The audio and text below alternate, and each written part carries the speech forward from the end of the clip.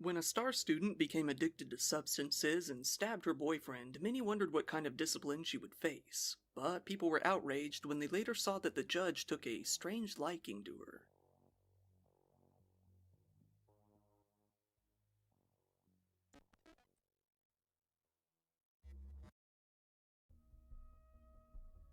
I've covered a few cases on this channel where people are considered to be too rich for prison or they use their money to get out of it somehow. While you could argue that this case definitely has a hefty dose of that, this is the only time I've ever heard someone be called too bright for jail.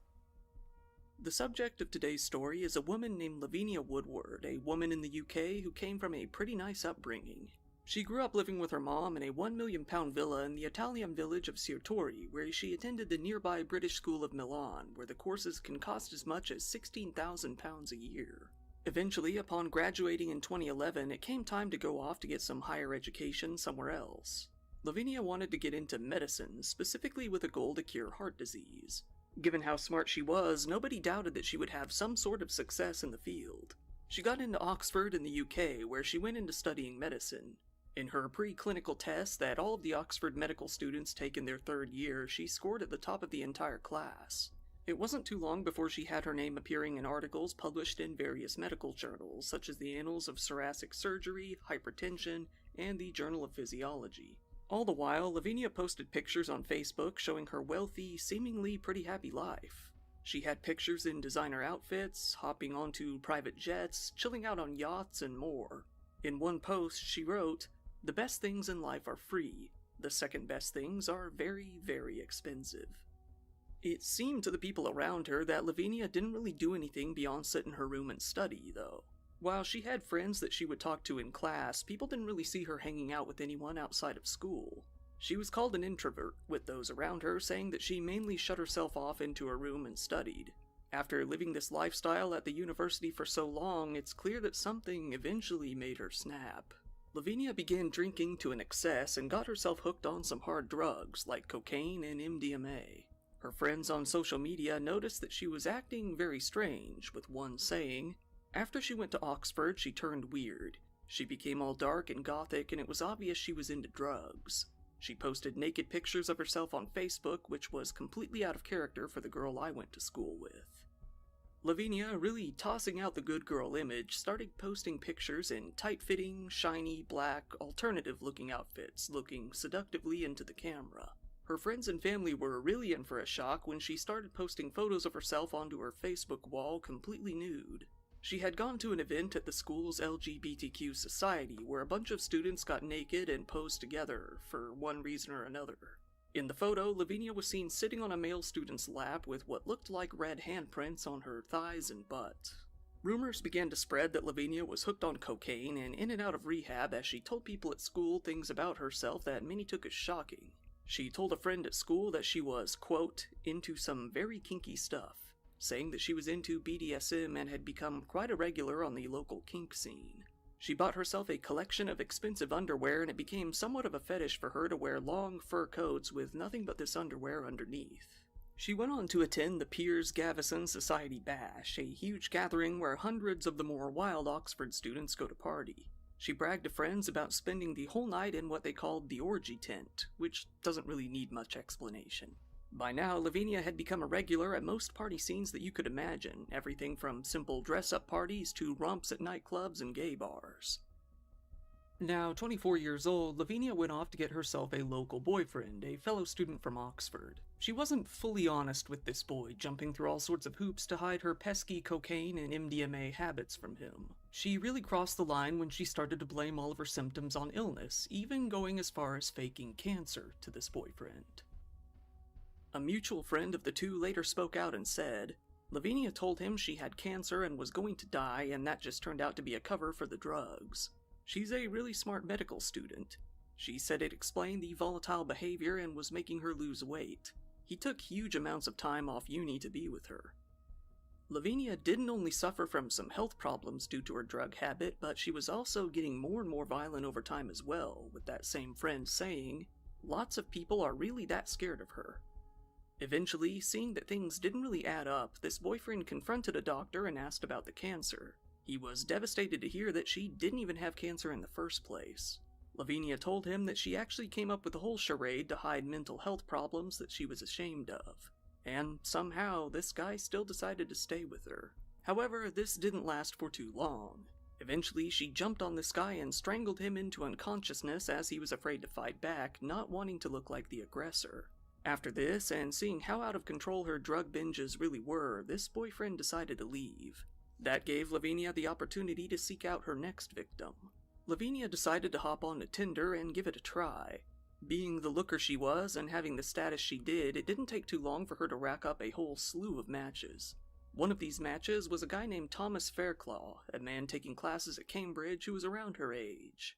It was only a matter of time before Lavinia's drug habit started to rear its ugly head once again, and Thomas got to experience it firsthand. This would happen twice within 1 month, with her facing charges for assaulting him on both November 25th and December 12th of 2016. Regardless, though, Thomas decided to keep seeing her. Both of the pair were referred to as needy, with they themselves preferring to say that they were desperately in love. They continued dating for months until September 30th of 2017, when it would all really hit the fan. Thomas and Lavinia were getting it on one night when it slipped to Thomas that Lavinia had been drinking again. Given that, after the previous assault, she shouldn't really have been drinking or doing drugs, Thomas threatened to get a hold of her mother on Skype and tell her that she needs to give rehab another shot. Lavinia did not take this very well. She pushed the laptop away from Thomas and punched him in the face. Thomas, completely sober himself, decided to call the police. The operator could hear him saying, "I think my girlfriend has taken a lot of drugs," as she continued to beat him. Lavinia took out a bread knife and started swinging it around, cutting Thomas across his fingers and legs as he tried to stop her. She then lifted up the knife and plunged it down into his leg. While he panicked, she threw the laptop at him. Then she threw a glass and a jar at him as well for good measure. Then, in a completely erratic meltdown, she took the knife and cut herself with it as well. Shortly after, the police showed up and Lavinia was arrested. She was thrown into a holding cell where supposedly she tried to end her life that night. This was prevented and eventually she got out on bail. While she was out on bail, she got fired from her job after a customer recognized her from seeing her face in the news. This was when she was taken back to rehab again at the suggestion of her mother, spending a good month there. Afterwards, she was taken back to her mom's villa where she enjoyed the rich life once more, this time free from the burdens of school and supposedly from drugs as well. She was spotted carrying around a 1,000-pound Chanel bag, having fun around town shopping and getting her hair done.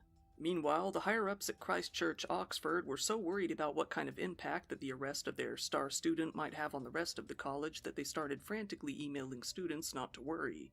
They told them that counseling would be available if needed. When it came time to go to court, the judge, Ian Pringle, took a liking to Lavinia immediately. She was charged with unlawful wounding with intent, but the judge wasn't too keen on giving her any sort of sentence. In fact, he gushed about her potential and spoke of how bright she was. While this charge would normally result in jail time, the judge debated on not sending her to jail at all whatsoever. In fact, he delayed the sentencing for months while he tried to find out what to do with her. He told the courts, "It seems to me that if this was a one-off, a complete one-off, to prevent this extraordinarily able young lady from not following her long-held desire to enter the profession she wishes to, would be a sentence which would be too severe." He then spoke to Lavinia, who wasn't at court due to being in Italy with her mother, saying, "What you did will never, I know, leave you, but it was pretty awful, and normally it would attract a custodial sentence, whether it is immediate or suspended." It was noted that Lavinia had assaulted Thomas twice in the past, and both she and her lawyers had hidden this from the courts. When this came out, it was stated that these charges would not be hidden and that they were to remain on file. Even so, they didn't really do anything to change the judge's outlook. He spoke of having pity for Lavinia, saying that she did have a problem with drinking and drugs, but said that there were other mitigating factors. He mainly blamed her troubled life and some abuse from an ex-boyfriend that he didn't go into too much detail about. It was found that her school would even allow her to return after a few months because, as they put it, she is that bright, speaking of how her articles had already been published in medical journals. However, the defense did say that Lavinia's dream of becoming a surgeon would now be nearly impossible because her conviction would need to be disclosed. After the hearing, it goes without saying that people weren't very happy. One of these people was a guy named Mark Brooks, the chairman for the Mankind Initiative, an organization that helps male victims of domestic abuse. He said that the judge taking this stance would only make it even harder for male victims to come forward, seeing that they wouldn't be taken seriously. He said, "The judge's comments are completely unacceptable and out of touch.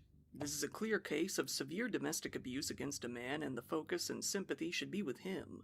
The judge seems to think that domestic abuse, when it is committed by a woman against a man, is not as serious as it rightly is when it is the other way around.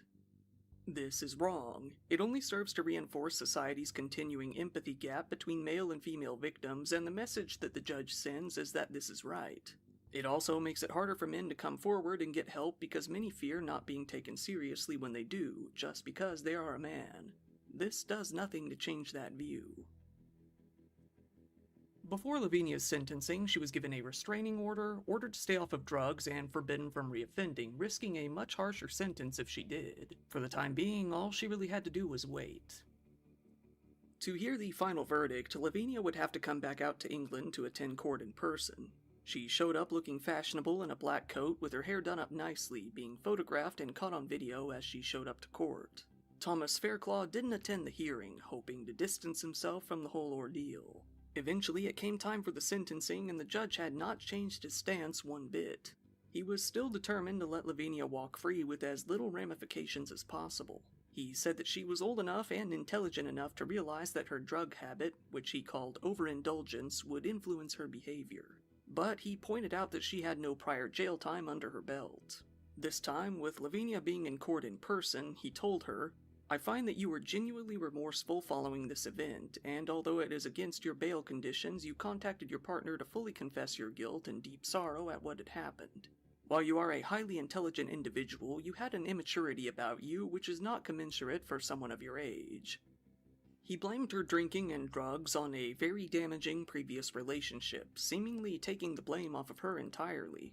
He instead pointed out what he called her strong and unwavering determination when it came to going to rehab and ridding herself of an eating disorder.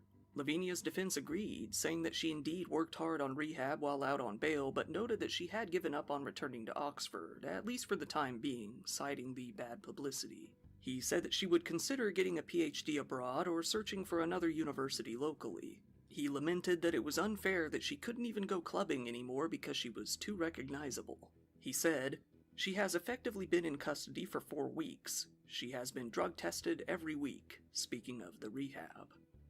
The college dean, Professor Martin Percy, got on defense, saying, "We are concerned for the welfare of all our students, and it is clearly a matter of regret and sadness when any young person blights a promising career by committing a crime." Miss Woodward is not currently studying at Oxford, having voluntarily suspended her medical studies. The question of her future will now be decided by the university, which has procedures in place when a student is the subject of a criminal conviction. Finally, the judge handed down Lavinia's sentence. She was given a 10-month suspended sentence for 18 months, meaning that she would receive no jail time if she didn't reoffend within those 18 months for the stabbing of her boyfriend. Her charges were also downgraded from unlawful wounding with intent to without intent. With tears in her eyes, Lavinia mouthed thank you to the judge before leaving the courtroom immediately, leaving the building as quickly as possible. Regardless of everything that happened, Oxford wanted her back. They saw her as someone that was worth the risk to keep around. After all, they felt that she might end up winning a Nobel Prize one day, which would undoubtedly look pretty good on the school. They did say that she would have to face some sort of disciplinary procedure upon her return, but Lavinia seemed to refuse to come back until that stipulation was dropped. The judge's leniency on this case sparked outrage, to put it lightly. Mark Brooks was particularly outraged. Within only a short time, many complaints were filed against the judge, and a legal watchdog stated that they would be examining the judge's conduct, something confirmed by the Judicial Conduct Investigation Office themselves. People began to compare Lavinia's sentence with those of criminals who had committed very similar crimes near the area around the same time frame and pointed out the differences in the sentencing. For instance, in October of 2013, a man named Christopher Eady punched his victim in the face and only threatened him with a knife at a party. Even after writing a formal apology, he was sentenced to 21 months in prison. Another man, 27-year-old Fenton Burke, kicked a woman in the face in July of 2016. For this, he was given 6 years in prison, with the courts even stating, "Domestic offenses will not be tolerated in our communities." One more man, a man named Peter Edwards, was sentenced to 4 years and 3 months in jail after a very similar assault to Lavinia's, both striking and stabbing his partner very recently before her sentencing. It wasn't only men, though. A woman named Michaela Bruth was 19 years old when she was sentenced to prison for committing grievous bodily harm with intent after she kicked a woman in a nightclub. She didn't have the same home life as Lavinia, being raised by a couple of drug addicts and not having any higher education under her belt, which she feels led to her not receiving the same benefits. She said that it was a sign of how unfair and unequal the justice system really is, stating, "I'm not often shocked by what happens in the justice system, but this one really hit home. This lady picked up a knife and stabbed someone, yet her charge is one down from mine. Hers was causing grievous bodily harm without intent, while mine was with intent. Are you not intending to cause an injury when you pick up a knife and stab someone?" Even after getting off so lightly, Lavinia still wasn't content. She and her lawyers decided to try and get her suspended sentence reduced to a mere fine or conditional discharge, saying that the whole ordeal was really impacting her ability to find work. Her first appeal failed, so she tried again a second time. She failed this time as well. Unhappy with these results, she decided to give up on going back to Oxford entirely until her suspended sentence was over, putting off the disciplinary action as long as possible. In the meantime, Lavinia started dating a man named Philip Kagalovsky, the son of Konstantin Kagalovsky. He was none other than an extremely rich Russian oligarch who lived in a £60 million mansion in London. He was said to have been exiled from Russia after the collapse of the Soviet Union, being worth £1.2 billion after making a fortune in oil and banking. It was said that Lavinia and Philip opened up and ran a card printing business together in West London with this money. Lavinia went on to change her name on Facebook, with her friends saying that she was hoping everything would blow over and that people would eventually forget about her crime so that she could go back to school as normal. Meanwhile, she would continue to live with her rich boyfriend in their £1 million apartment together. Since then, she's been photographed taking jets all over the world and at fancy restaurants in Paris. Her friend told the news media, "She thinks this will all blow over and she can get back to being a doctor. She's so clever in some ways, it would be a good thing, but no one wants to be treated by someone who can't control their temper." Lavinia is convinced this will all just get forgotten. Lavinia and her boyfriend are having a fab time in London. They're a happy couple and they have everything anyone could ever want. It's a lifestyle she always hoped for. There's still no official verdict on whether she can be a doctor or not. After her suspended sentence has passed, she expects nobody will have a choice but to let her get back into medicine. It's her dream and she won't let it go. Nothing but medicine is worth her precious attention. Give it long enough, she hopes, apologize enough, and she'll gradually be let back into the fold. Lavinia has been accused of trying to set the terms as to when and how she will return to Oxford. She believes that her potential alone is enough to give her all of the bargaining power, feeling that Oxford will eventually drop their threats of disciplinary action if she makes it clear that she might not come back. However, as the years go on, it seems less and less likely that she's ever going to return. While some say that she has since broken up with her Russian boyfriend, that much is unclear. What is clear is from her own social media, like LinkedIn. This is where she states that, after the crime, she got a job being a business development manager in a digital out-of-home advertising agency. Then she worked as a startup consultant with a company called Square Roots Limited. It seems that now, though, she really did start working with medicine once more in the end, in the pharma field to be specific. She wrote on social media, "I'm happy to share that I'm starting a new position as Senior Product Development Producer at Beacon," where it seems that she has been working for almost 2 years as of the writing of this episode. Once again, thank you for watching my video. If you found it interesting, please give it a like. It really Be honest with you guys. I mean, the fact that the judge was like, she's too bright to go to jail is a huge red flag to me. I believe even though this girl gets her life together, it's just not going to be the same. The thing is, I feel like people are playing 2 steps ahead and they're doing the right thing too. All it takes was one time, and that guy, the second boyfriend, couldn't have been dead. Like, she stabbed him, she did all sorts of fucked up shit. No. When there's a chick like that, you guys have to understand they're incapable of stopping. Now, this doesn't even directly go towards chicks. I feel like anybody on planet Earth could become this. And I don't believe in change until you stop doing something in the past. The past being, oh, well, I was young and dumb and stupid and I didn't know any better. I was on drugs. I was on OCD. I didn't know any better, bro. Like, when you hear someone like that, you have to understand they're incapable of understanding the magnitude of what they just did. So everything is just an excuse. I didn't mean to, bro. I was just chilling. I was just out of my mind. I was too angry. I had a mood swing. Like, you can't do that, bro. You can't do that. There's too many people like that on planet Earth that be like, I hope things just blow over. I don't think it's gonna blow over, dude. She forgot that people have a good memory towards that shit. That's how everyone actually lose sight of the real purpose. Thank God people this time over there actually got their shit together and realized, no, I'm not gonna allow you to do it again. That's not happening. Cause she wouldn't have done it. Knowing her, she seems like the type that would do it twice over and would not feel bad for doing it. Very smart move on their part. And I was grateful they actually, got the cojones and realized we gotta stop them. They can't allow her to do it again. Because she got her hands on medicine a second time. Think about it. The judge got away with it.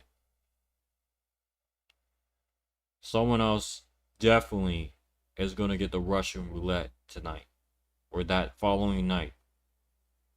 This video would not exist as the rich girl called too bright for jail. It would have been the rich girl who, or the London rich girl who killed a man and is too bright for jail. That's what would have been the title. We need to be lucky that it is the rich girl called too bright for jail than the rich girl who ended up killing a man and is known for being too bright to be in jail. Imagine how fucked up that would have been. Look, guys, when there's someone who has psychotic tendencies like that, or very violent tendencies to grab and stab you, throw sharp objects at you, that's a clear sign that person is on the verge of being a psychopath. It is one step, but still one step could be 1,000 steps into being a psychopath. That's all it needs is one little step. She is clearly out of her mind and out of control, and someone like that should not be given anything to do with medicine. You're too dangerous for your own good. But guys, I'd like to thank you guys for watching the video, and I'll see you in the next one. Peace out. Hi, I'm Lucy Christian. I am the voice of Otako Uraraka, and you should subscribe to Neusxanity's channel. Peace out!